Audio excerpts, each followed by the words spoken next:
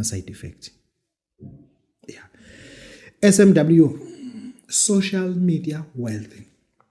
Lalela bakithi.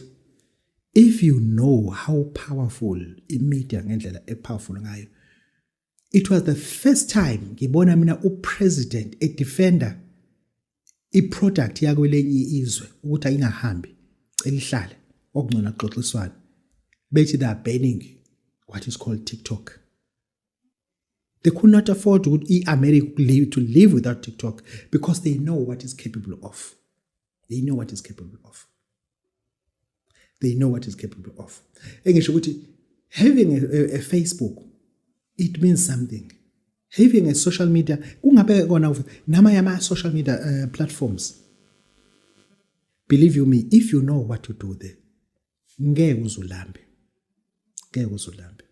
Uyazi go 20 rand kuphela. Njoba na wenza ama-gate aluminium ane remote. Ungenza igate lakho uliqede.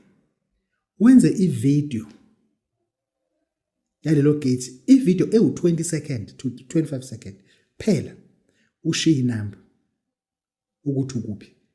Umuso ubooster leyo nto ngo20 rand kuphela. Ngo20 rand kuphela.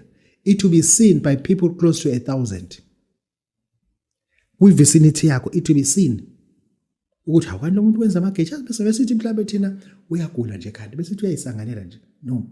I-social media if ukwazi ukuthi to drive it.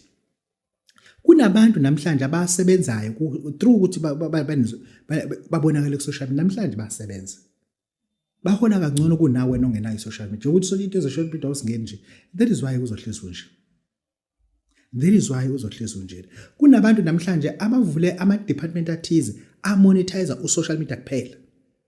Because social media is there. If you social media, you have to join it, or if you don't join it, uzosebenza kulabo abayijoinile. Kwalento wena ngwana ukuthi umusuka nani uye Johannesburg uhamba ngemoto. It because awazi ukuthi ontanga bakho sebehamba ngamabhanoyi. Wena lento ukuthi ungene ebhasini uye eGoli, ontanga bakho bahamba ngamabhanoyi. Because through social media, if wazi ukuthi what to do with social media, believe you me, ngabe awuyona into iyona namhlanje ake siyibuke sizongena kulento ku social media wealth ukuthi how deep we can go. Angifuni ukunithusa. You can go beyond 20 rand, something will happen. You can go beyond 20 rand, but something huge will happen. But slowly angizonginifundisa ngoba ngizoqala ngitarget ngizonifundisa ngokweminyaka so nizokwazi ukuthi how to do mining.